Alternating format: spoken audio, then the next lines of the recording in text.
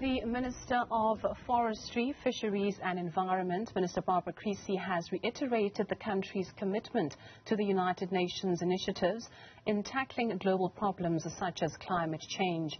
Minister Creecy said this during the World Environment Day event in collaboration with the United Nations Development Programme.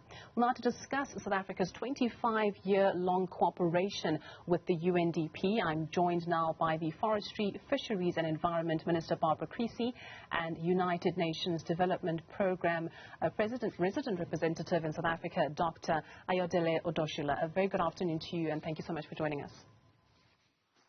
Good afternoon. Well, Minister Creecy, let me start with you. Just talk to us first of all about World Environment Day 2021 and how it was commemorated today. Well, today we commemorated three issues.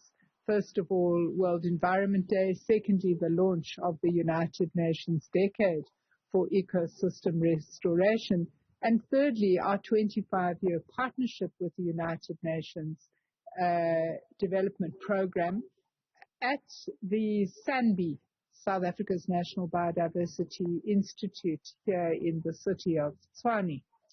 I think that we took the opportunity to celebrate a long-standing 25-year partnership that has included a range of projects that we have co-financed in areas such as biodiversity conservation and restoration, climate change, waste management, and international waters. We also took the opportunity to recognize the importance of the decade of ecosystem restoration. I think that many of us who, particularly those of us who live in urban areas and big cities, don't understand the extent to which all human beings are dependent on ecosystem services, fresh water, river systems, grazing, for our daily life, our food security, and our very existence. Well, let me bring Dr. Odoshula in. Just talk to us then about the significance of preserving the environment. Minister Creecy has just touched on the fact that not everybody seems to understand the importance of climate change, the effects of climate change, and how to contribute towards saving and just preserving our environments. Thank you very much. Preserving the environment is key to overall development of any society, starting from the issue of the ecosystem health. Once the ecosystem is healthy, individuals are healthy, the societies are healthy. And the message we're passing across is that in whatever we do, in our economic activities, social activities, even political activities, we must bear in mind the implications on the environment. Because we want a situation where we protect the environmental quality service so that we protect our future. And if you look at the Sustainable Development Goals, which the world leaders signed in September 2015, it has three pillars. The first is the economic pillar. This is where we deal with the issue of growth. This is where we deal with the issue of employment. This is where we deal with the issue of jobs. And this is where we deal with the issue of food security. The second pillar is about social. This is where the issue of poverty and inequality is addressed. The issue of health and education in terms of access to quality services is fully addressed. The issue of gender equality and water and sanitation fully addressed. The last one is what we deal in the area of environment. And a critical component of it is in the area of water and sanitation. Also, when it comes to this, we're talking about the ecosystem services. How do we protect our farmland? How do we protect our mountains? How do we protect our rivers and lakes, oceans? How do we protect our urban communities? And this is where it's really very important to ensure that the health of the ecosystem is the health of the society. And the solution lies in all of us. All of us. I mean, all of us, individuals, household, private sector, the government, and our civil societies to focus on how to boost the quality of the planet so that we enrich the quality of the ecosystem. Now, Minister Creecy, you mentioned, that obviously today not only marks World Environment Day, but also 25 years of a partnership between the Department of Forestry, Fisheries and Environment and the UNDP. What would you say the successes and challenges this partnership has faced are over the last 25 years? Well, I think that fundamental to this partnership has been the mobilization of finances that have allowed us to engage in some very entrepreneurial activity. I say entrepreneurial because right now we are confronting the issue of the just transition from a high emission energy generation society towards a mid-century commitment to a low emissions economy and a climate resilient society. Now, way back 25 years ago, we started to look at programs and projects that researched issues of biodiversity, but also began the energy transition and finance the first wind farm in this country. There were also several important programs that we have embarked on together that have allowed us to engage almost 10,000 people around the country on training and awareness on climate change and renewable energy. We've worked together on addressing land degradation in rural areas, whereby more than 12,000 hectares of communal land has been preserved and protected for small-scale subsistence agriculture. And we've also improved the capacity of over 100 community-based civil society organizations, focusing primarily on youth and women.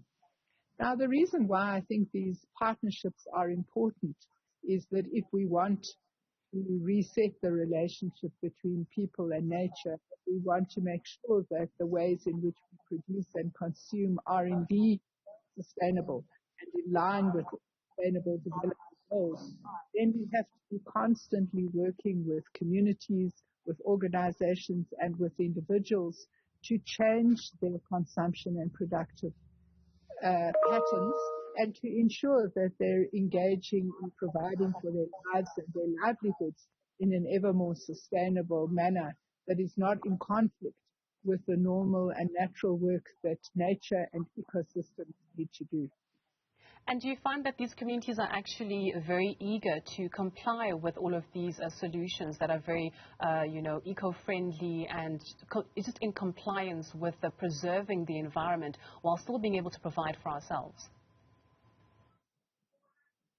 Well, what I think is really important in the rural areas of South Africa, as in many developing countries, is that rural communities have considerable traditional knowledge, not only about sustainable ways in which to produce, but also about the medicinal value of plants in their environment and about ways in which to consume that ensure that there is always something left over for future generations.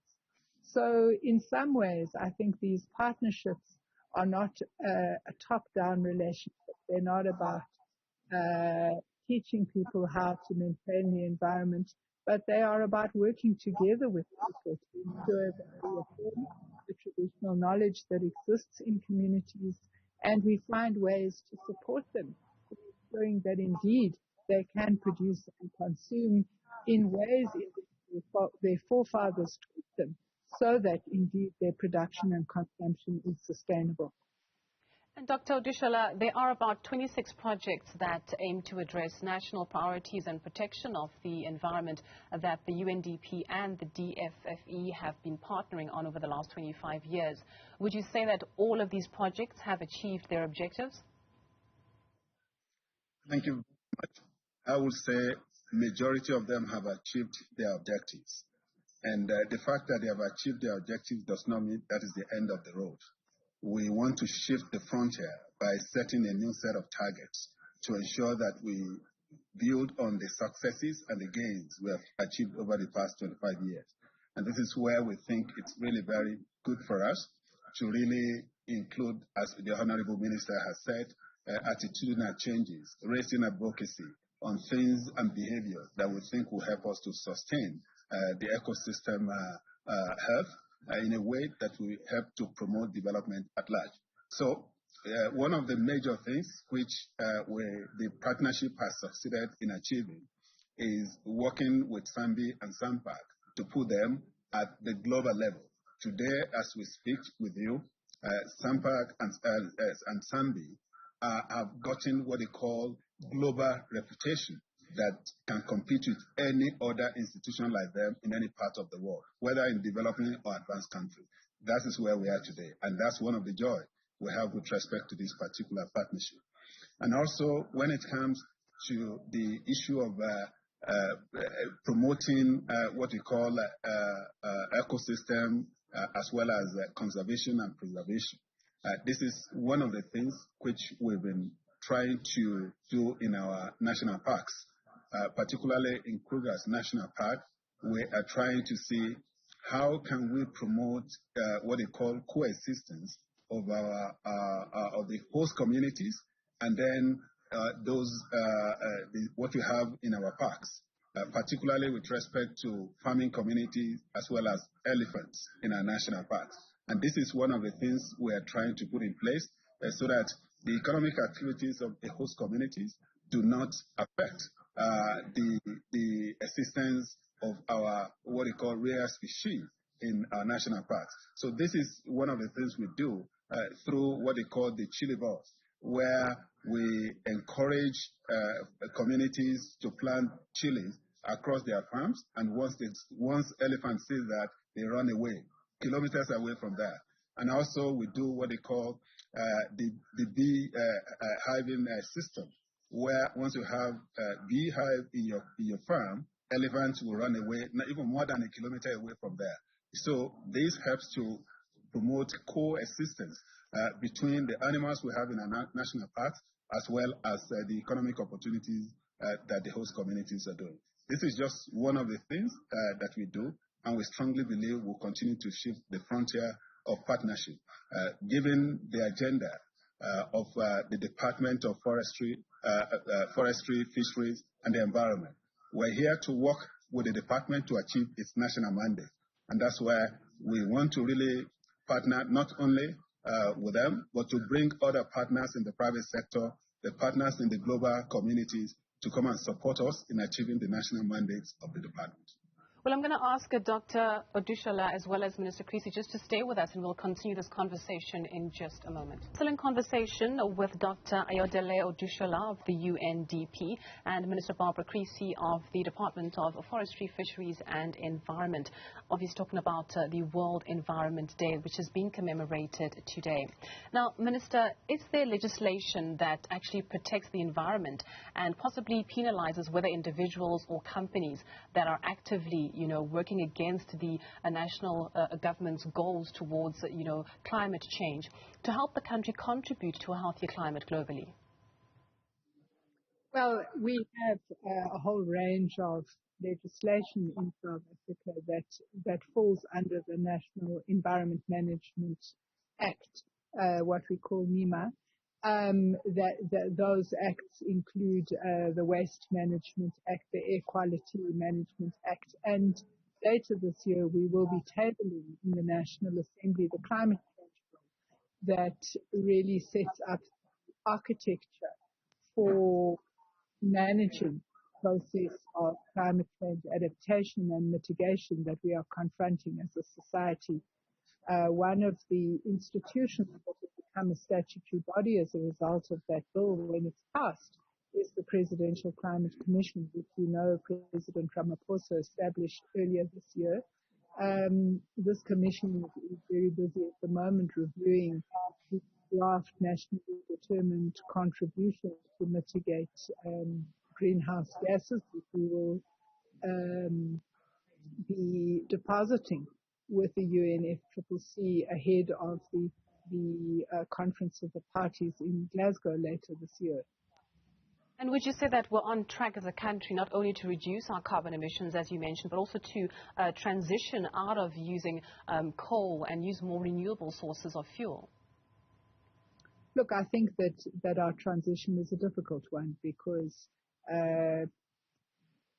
80–90% of our energy generation is currently dependent on coal-fired power stations, and our country is the 14th largest emitter of carbon gases in the world. The purpose of the Climate Commission is to search pathways from our present situation towards a mid-century commitment to a low emissions economy and a climate resilient society. And obviously, in researching those pathways, we've got to look at means of implementation, technology and finance. We've got to look at the question of job creation and entrepreneurial creation. We've got to look at how we transition in a way that deals with some of the fundamental problems in our economy and in our society: unemployment, inequality, poverty, and economic exclusion.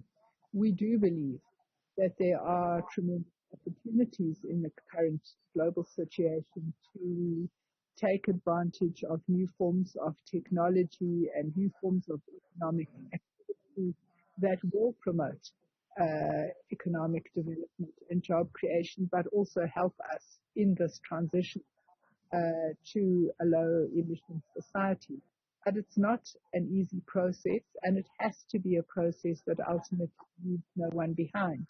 Because what we understand in all transitions in the history of the world, there are winners and losers. And we have to make sure that those who are least responsible for climate change, women, youth, those living in rural communities and living under conditions of poverty, are not the ones that bear the biggest burden. And Dr. Dushala, just talk to us then briefly about the international norms and standards. Would you say that there's a global trend towards passing laws that do protect the environment more actively? Thank you very much. The global architecture focuses on conventions. The real laws take place at the national level. And most of the things we do in most of the conferences, the meetings, what they call communities of parties, which we have created over the year across the various aspects of the environment, is for us to create and raise advocacy, global advocacy, in terms of what they call low carbon emission and promoting green economy. And this is what we do. The UN is anchoring a lot of it, not only in the area of climate change, but also in the area of biodiversity and many other issues. And part of the things that we do to complement what the Honorable Minister mentioned earlier on, particularly when it comes to the issue of just transition and energy access, is what we do in the area of renewable energy. We see a lot of opportunities, for instance, in South Africa. Part of the things we did with the South African Wind Energy Project is the development of wind antlers for South Africa, where every province, in terms of their potential to generate wind energy, has been done. We have it. And we also realized that South Africa has one opportunity that many countries, in fact, I think it's the only country that has it in the world, a confluence country, where you have Atlantic Ocean and Indian Ocean coming on board. And this provides opportunity for us to really promote what they call green hydrogen model, where we use what they call a kind of floating wind turbine in our coastal areas, so that we can use it to generate electricity that can be used in hinterland. And also, just to let you know that based on the partnership we've been having with various departments, particularly with SAWEB, we contributed to the first wind farm to be created here in South Africa. And I speak with you, before the end of this year, we are planning to install what they call 6 mini turbine, a wind turbine in Eastern Cape rural communities. And this is what we are trying to really promote to serve as good pilots that both the government and the private sector and even civil society organizations can emulate as good pilots that help us to move along just transition in South Africa. Hopefully we can actually have less load shedding and rely on other sources of energy. Doctor, also in 2022, which is next year, it'll mark 50 years since the first Intergovernmental Conference on the Environment was actually held in Stockholm, and that was in 1972. What would you say are some of the highlights or milestones that have been achieved since that conference? Thank you very much. The major highlight is the fact that we have succeeded in raising advocacy globally on those pertinent issues we raised about 50 years ago. Where we were 50 years ago and where we are now is a wide gap. But we are not yet there because our target is to ensure that every community by 2030 has access to what they call sustainable energy. And this is one of the things which we thought it's really very important for us to really see how we continue to push it until we get to our El Dorado. And also when it comes to promoting what they call green economy, transition into green economy, we want to enjoin all to really move along this line. And also, as the Honorable Minister mentioned earlier on, that about 80% of energy access is sourced through coal. And part of the initiatives we want to have with the department and many other departments is how can we manage what we call stranded assets. Now that some coal miners have been decommissioned, what can we do to really make sure we reskill those people that are there to go into other sources of economic activities, including going into renewable energy skills. These are the kind of things which I think with partnership with the department and other departments of government, we'll be able to push the frontier to meet the 2030 agenda on this global convention. Now, just in rounding off for this conversation, Minister, I just want you to speak to the citizens of South Africa, Africa, and the globe at large on the role they can play in helping us avoid a global climate crisis. Well, I think that first of all, each and every one of us has to think about the way in which we produce and the way in which we consume. And if we understand that here in our country, most of our energy, our electricity comes from coal-fired power stations, it's important in our daily lives that we try and reduce the amount of energy that we use. So when you're not in a room, switch off the light. If you have to pop to the shops, walk instead of using a vehicle. I'm a person who's greatly concerned about, obviously has a tremendous impact on our ecosystems, on our rivers, and ultimately lands up in the sea. It's very important as consumers that we refuse to have takeaway food in what we call single-use plastics. If you need a burger, you can get it in a container that is biodegradable. You can refuse to accept the plastic knife and fork and the plastic cup for your coffee and insist that you want the wooden alternative or the paper. These are just simple things that each of us can do in our daily lives. Make sure that we reuse shopping bags instead of taking new shopping bags. These are just simple things that we can do in our daily lives, but they have a big impact on the use of energy. Cutting down on the amount of water that we use. Switch off the tap when you're brushing your teeth. Simple things that each one of us can do to make sure that we're using less resources and that the resources that we do use are not thrown into the environment, causing further damage to our ecosystem. Minister, I just want to thank you and Dr. Ayodele Odushola as well just for joining us on this conversation on World Environment Day and just letting us know some of the great work that has been achieved and the tasks that still lie ahead for us to achieve a healthier environment globally.